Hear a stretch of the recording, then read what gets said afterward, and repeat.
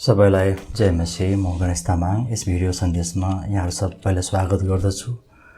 आज एउटा प्रश्नको उत्तर लिएर यहाँ उपस्थित भएको छु।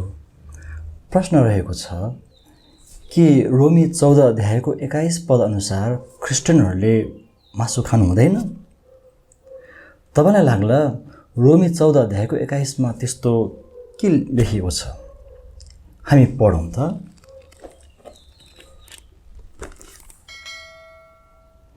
उचित त यो हुन्छ कि मासु नखानु, मद्यपान नगर्नु तथा कुनै यस्तो काम नगर्नु जसद्वारा तिम्रो भाइलाई बाधा हुन्छ।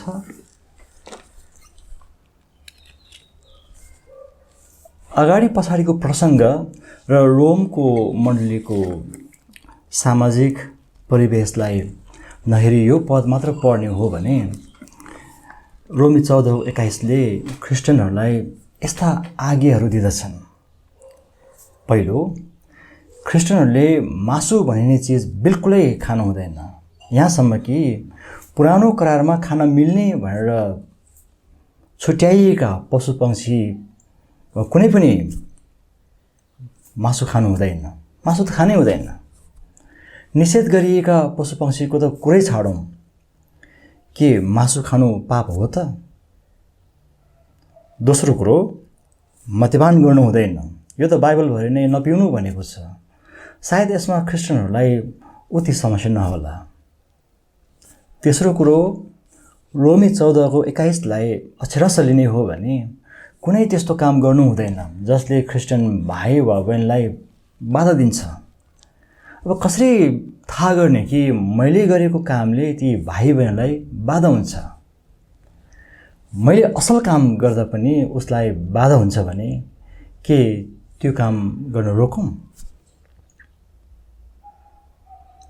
त्यसो भए रोमी 14 अध्यायको 21 पदको आशय के हो? के यसले सारा ख्रिस्टियनलाई मासु नखानको लागि सिफारिस गर्छ?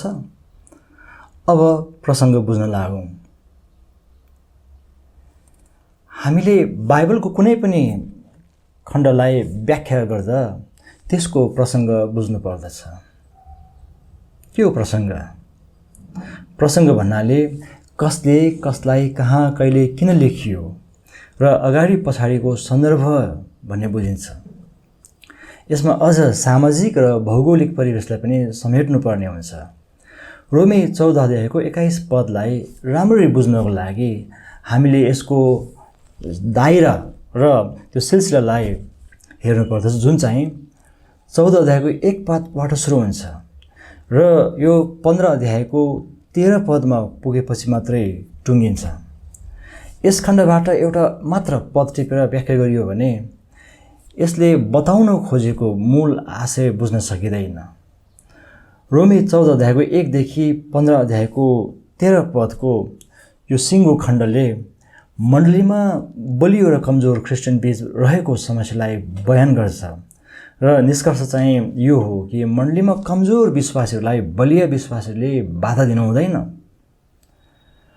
रोमको मण्डलीमा भएका वास्तविक समस्याहरू केलाउन अब चाहिँ हामीले एकछिन समय लगाउनु पर्ने हुन्छ।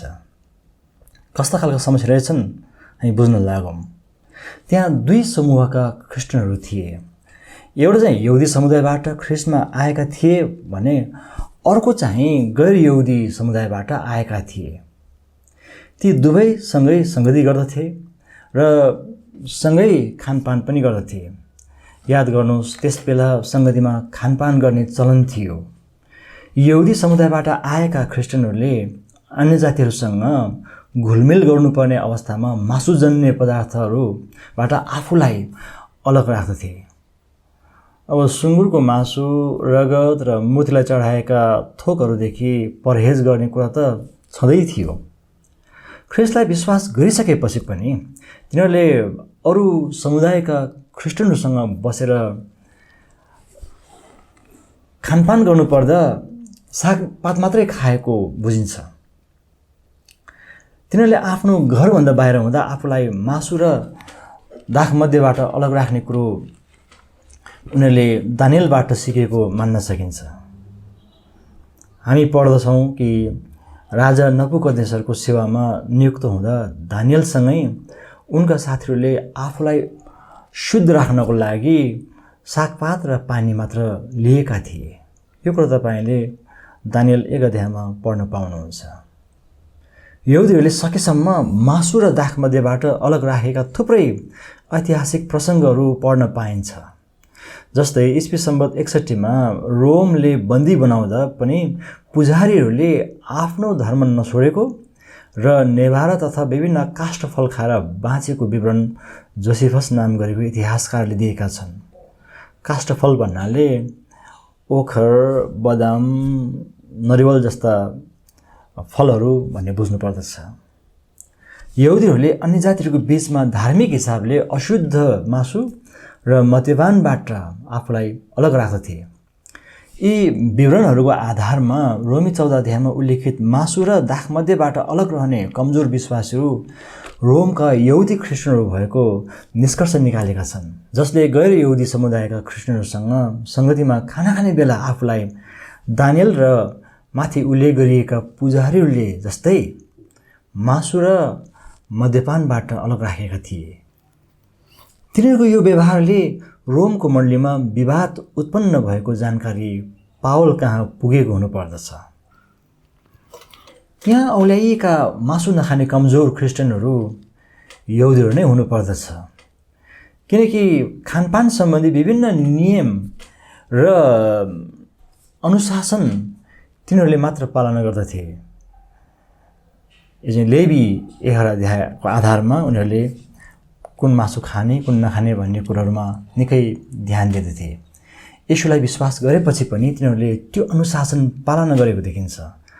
पहिलो शताब्दीको यहुदी ख्रिस्टियन समुदायभित्र मासु बार्ने व्यक्तिमा येशूको भाइ याकुब पनि पर्दथे, जसले आफूलाई मद्यपान र मासुबाट अलग राखेको विवरण इतिहासकार युसेबेसले कतैबाट उद्धृत गरेको पढ्न पाइन्छ। रोमी 14 अध्यायको 1 देखि 15 अध्यायको 13 सम्मको सिङ्गो खण्डले मासु र मद्यपान र दिनहरू मान्ने नमान्ने भन्ने विवादलाई सम्बोधन गरेको छ।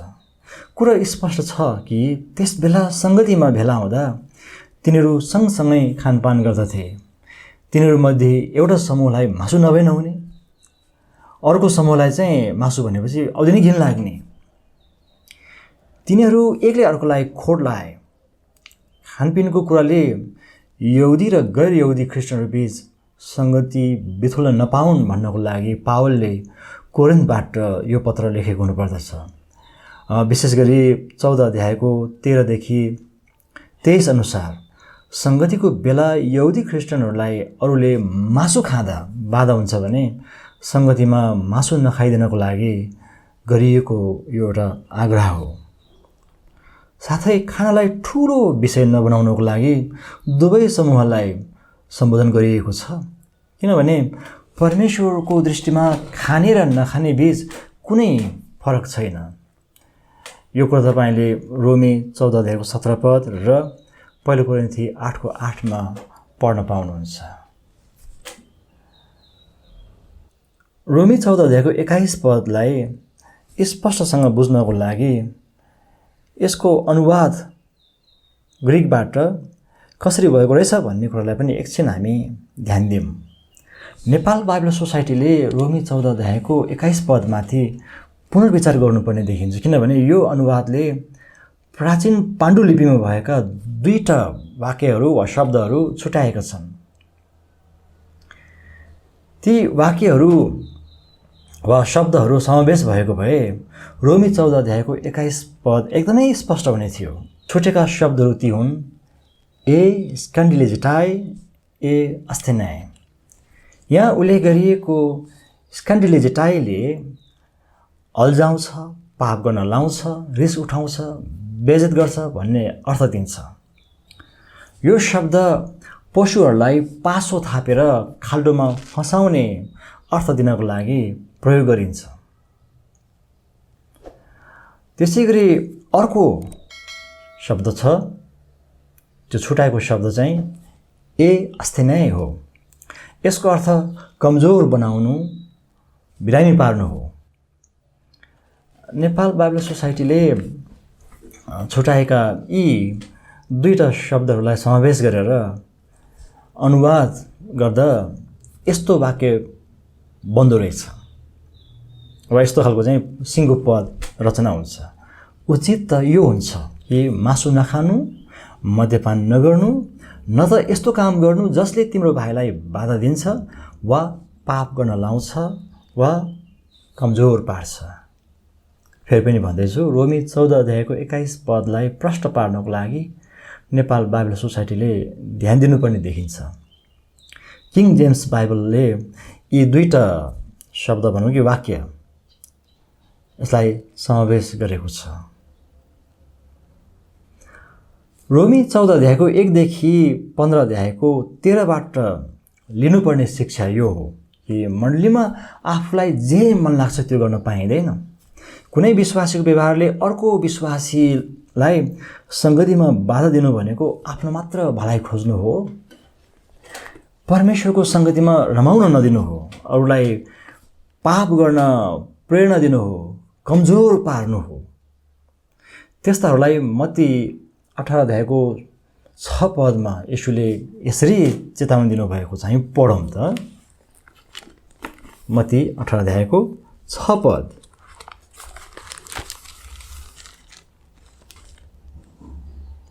जसले ममाथि विश्वास गर्ने यी सानाहरूमध्ये एकजनालाई पाप गर्न लाउँछ, बरु त्यसको गलामा ठुलो जाँतोको ढुङ्गा बाँधेर त्यसलाई गहिरो समुद्रमा डुबाइदिनु असल हुन्छ।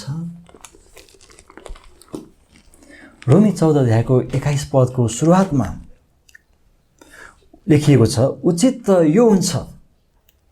यसको अर्थ यो हो कि अरूलाई बाधा हुन्छ भने व्यवस्था अनुसार खान मिल्ने थोक पनि नखानु वा नपिउनु भनेको हो। किनकि हामी आफ्नो नभएर अरूको भलाइ गर्नुपर्ने मानिसहरू हौँ। जस्तै एउटा परिवारमा खुर्सानी खान सक्ने र नसक्ने सदस्यहरू हुँदछन्। पिरो खान नसक्ने ती कान्छा कान्छी भाइ बहिनीहरूलाई व्यवस्था गरेर तरकारीमा अगभरै खुर्सानी हालेको खण्डमा तिनीहरूले खान सक्दैनन्, खानै छाडिदिन्छन्। खाइहालेछन् भने पनि बिरामी पर्न सक्छ, पखाला लाग्न सक्छ। मण्डली पनि त्यस्तो परिवार हो जहाँ कमजोर सदस्यलाई बलिहरूले धेरै ध्यान दिनुपर्नेमा बाधा दिइरहेको हुन्छ। यसकारण यही 14 अध्यायको रोमी 14 अध्यायको 13 र 14 पदमा यस्तो लेखिएको छ। रोमी 14 अध्यायको 13 र 15 पद हामी पढौँ। यस्तो लेखिएको छ, हामी एउटाले अर्कालाई अब उसो इन्साफ नगरौँ, बरु आफ्नो भाइको बाटोमा ठेस लाग्ने कुरो अथवा बाधा पार्ने कुरो कहिल्यै नराख्ने अठोट गरौँ। 15 पद, यदि तिमीले जे खान्छौ त्यस कुराले तिम्रो भाइलाई चोट पार्छ भने तिमी प्रेममा चलेका हुँदैनौ। जुन भाइको निम्ति ख्रीष्ट मर्नुभयो, तिमीले खाएको कुराबाट उसको नाश नहोस्। रोमको मण्डलीमा संगतिको बेला खाइने खानामा मासु खानेले नखानेलाई बाधा दियो र नखानेले पनि खानेलाई बाधा दियो। बाधा दिनेहरूले प्राय आफ्नो स्वार्थ इच्छा अरूमाथि थोपरिरहेका हुँदछन्। यसको मूल उद्देश्य अथवा बाधा दिनुको मूल उद्देश्य चाहिँ आफूलाई धर्मी देखाउनको लागि हो। संगतिमा भेला हुँदा मासु नखाने यहुदीहरूको अगाडि मासु खाएर गैर यहुदीहरूले आफू विश्वासमा बलियो भएको बहादुरी देखाइरहेका थिए र सागपात खानेलाई कमजोर सम्झिरहेका थिए। सम्भव छ यहुदीहरूको प्रतिक्रिया पनि उति राम्रो थिएन। यसकारण पावलले भन्दैछन्, मासु नखाओ। यही 14 अध्यायको 21 पदमा स्पष्ट भन्दछन्, मासु मात्र होइन, मद्य पनि पिउनु भएन र अरूलाई बाधा दिने कुनै पनि काम गर्नु हुँदैन। मण्डलीमा खानपिनको समस्या आजको मात्र होइन रहेछ र एक ठाउँको मात्र पनि होइन, जताततै र जहिले पनि यो समस्या देख्न पाइन्छ। रोमको मण्डलीमा मात्र होइन, पहिलो कोरिन्थी 8 अध्यायको 1 देखि 11 अध्यायको 34 अनुसार कोरिन्थको मण्डलीमा पनि यो समस्या थियो। विशेष गरी 8 अध्यायमा यो कुरा पढ्न पाइन्छ। पहिलो कोरिन्थी 8 अध्यायको सन्दर्भलाई हेर्ने हो भने कोरिन्थको मण्डलीमा देवताहरूलाई चढाएका मासु खाने विश्वासीहरूले नखाने विश्वासीलाई बाधा दिएका थिए। त्यहाँ पनि दुईटा समूह देख्न पाइन्छ। एउटा समूहले खाए हुन्छ फरक पर्दैन, मूर्ति के हो र भन्दथे भने अर्को समूहले भन्दथे खानु हुँदैन, किनकि त्यो देवतालाई चढाइएको अशुद्ध थोक हो। खाने पिउने थोकलाई ठुलो विषय बनाएर सङ्गतिलाई अवहेलना गर्ने काम भएको थियो। परमेश्वरसँगको सङ्गतिलाई यस्ता खानपिनको विवादले खल्लो पार्ने समस्या कोरिन्थ र रोमको मण्डलीमा मात्र होइनन्, अचेलका मण्डलीमा पनि हुने गर्दछन्। मण्डलीमा खानपिनको कार्यक्रम राख्दा जहिले पनि गुनासो सुन्न पाइन्छ। यो मेरो पनि अनुभव हो। एक अर्काको विरुद्ध जहिले पनि अर्गिल्लो गरेर ख्रिस्टको प्रेमलाई निभाउने काम भइरहन्छ र सबैलाई सम्झाएर चित्त बुझाउन पनि गाह्रो भएको अवस्थामा मण्डलीले कडा कदम चाल्नुपर्ने हुन्छ। यहाँ यही नै भएको छ। रोमी 14 अध्यायको 1 देखि 15को 13 चाहिँ मण्डलीले लिएको एउटा कडा कदम हो। निष्कर्षमा भन्नुपर्दा मासुको विषयमा जहिले पनि जहाँ पनि समस्या हुँदो रहेछ। मासुप्रतिको रुचि सबैको एकै नास हुँदैन। कतिले बिल्कुलै नखाने र खाने मध्ये पनि यो खाने तर त्यो चाहिँ नखाने भन्ने पनि हुँदछन्। मण्डलीमा आकल झुक्कल हुने भोजहरूमा माछा मासु नखाने विश्वासहरू प्राय सहभागी हुँदैनन्। तिनीहरूले हिजो प्रभुलाई विश्वास नगर्दा पनि माछा मासु खाँदैनथे र विश्वास गरेपछि पनि खाँदैनन्। उनीहरूलाई जबरजस्ती खानुपर्छ भनेर भन्न मिल्दैन। उनीहरूको लागि छुट्टै तरकारी बनाउन उति समस्या नहोला, तर उनीहरूले मासु खानेहरूप्रति गर्ने व्यवहार र मासु खानेहरूले उनीहरूप्रति गर्ने व्यवहारले मण्डलीमा किचलो मचाएको खण्डमा तिनीहरूलाई मण्डलीबाट निकाल्ने कुरा त आउँदैन। बरु मासु खानेहरूलाई भन्नुपर्ने हुन्छ, तिमीहरूले ती नखानेको अगाडि मासुको कुरै नगर, बरु उनीहरूसँगै सागपात खाएर उनीहरूको भावनालाई कदर गर। मासु नखानेहरूलाई पनि भन्नु पर्ला, तिमीहरू पनि मासु खान सिक, त्यो नभए मासु खानेहरूसँग नबस र मासु खानेहरूलाई नगिज्याऊ। यी दुवै समूह आफ्नो रुचिका कुरामा अड्डी कसेर बसेछन् भने मण्डलीमा मासुसहितको भोज भातहरू नै प्रतिबन्ध लाउनु पर्ने हुन्छ। नरह्यो बाँस नबज्यो बाँसुरी। हाम्रो मण्डली भवनमा बिहे र क्रिसमसको भोज पाक्दैन, किनभने हामीले भोगेका समस्या लगभग यस्तै नै थिए। सङ्गतिलाई प्राथमिकता दिनुपर्नेमा कहिल्यै चित्त बुझाउन नसकिने उनीहरूको खाने पिउने सोख पुरा गर्न मण्डलीले समय खेर फाल्नु हुँदैन। खानेकुरामा कतिले त अति नै गरेको पाइयो, गति नै छाडेको पनि पाइयो। रोमको मण्डलीमा मासु खाने नखाने, मध्य पिउने नपिउने अनि दिन मान्ने नमान्ने जस्ता विवादहरू सुल्झाउन सायद निकै गाह्रो भएको थियो। यसलाई सुल्झाउने तरिकाहरूमध्ये एउटा चाहिँ बलिहरूले मासु नखाइदिने।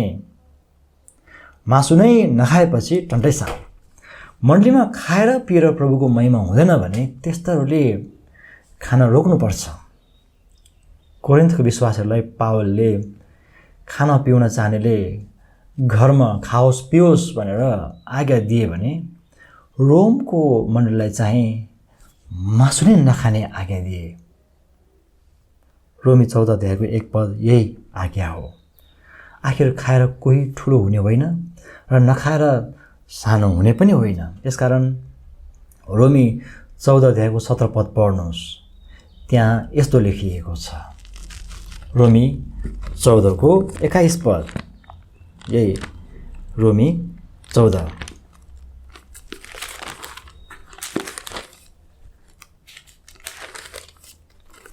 रोमी 14:17 पद।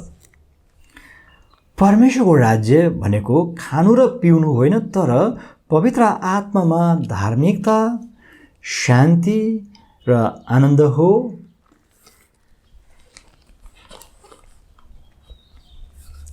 मलाई आशा छ यो भिडियो सन्देश तपाईँको लागि धेरै अर्थपूर्ण छ। तपाईँसँग बाइबल सम्बन्धी जिज्ञासा वा प्रश्नहरू छन् भने तलको कमेन्ट बक्समा लेख्नुहोला, म समय मिलाएर जवाफ दिनेछु।